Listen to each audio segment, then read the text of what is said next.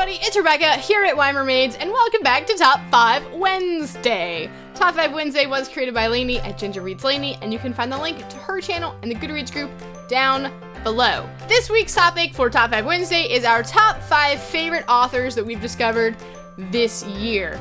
And so a lot of mine that I've discovered this year, I'm just gonna go ahead and warn you, I've only read one book of theirs, or like one series of theirs, so I don't really know how they would stand up with their other books, if they would be any good, but we're just gonna say them anyway, because these were like some of my favorite reads of the year, and so, yeah, I mean, it's kind of a spoiler for like favorite books of the year as well, so, oh well, we're just gonna do it. The first one is kind of an honorable mention instead, because technically, the first book that I read of theirs, I read in December, but then I made it my project to read all of his novels throughout the course of the year, and that is, of course, Neil Gaiman. And this is American Gods, which is probably my favorite of all of his books, this and The Ocean at the End of the Lane.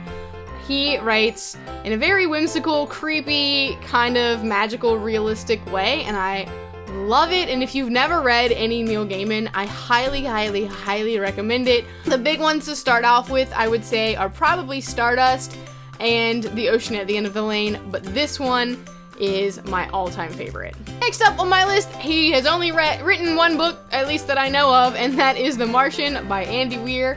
This book, man, it's a top contender for favorite book of the year. It is so good, and the movie is so good, and I just fell in love with this. It made me actually like science fiction. Like, there's science fiction, and then there's science fiction. Heavy emphasis on the science, and I loved it. It's a great story about humanity and survival, and I loved it. I loved it.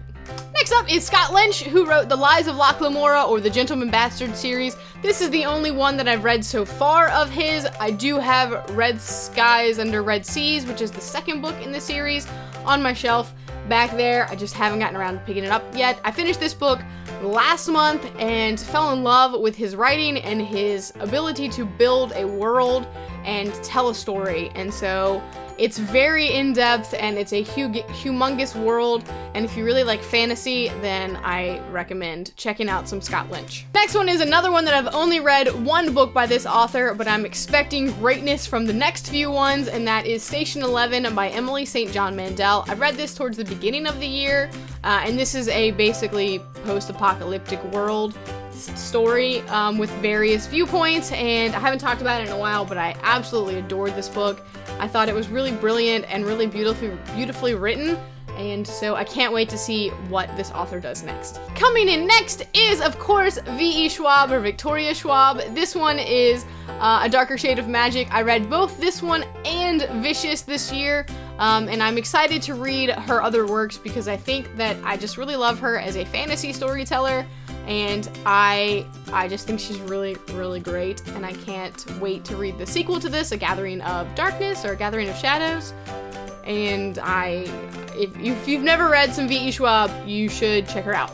And finally, the last author I'm going to mention today, my favorite author of the year so far, I used to talk about it probably every week, and that is Red Rising by Pierce Brown. I love this book so much, like, so much, and I cannot wait for Morning Star, which is the third book, and it comes out in February, and I'm just counting down the days. It's already on pre-order, or it's not, but it needs to be. I'm gonna do that soon, like today, probably. And anyway, Pierce Brown, he's really sexy, like, I mean, right? Like, also, this is a really fantastic story about, it's like a dystopian with sci-fi in the future on Mars with the Hunger Games and Game of Thrones all into it, and it's really lovely, and you should read it because it's great. Well, that is it for my top 6 favorite authors that I've discovered this year. Let me know some of your favorite authors you've discovered this year, or if you've read any of these guys and you want to gush down below with me, do that in the comments, and that is it for me today. I'll see you next time.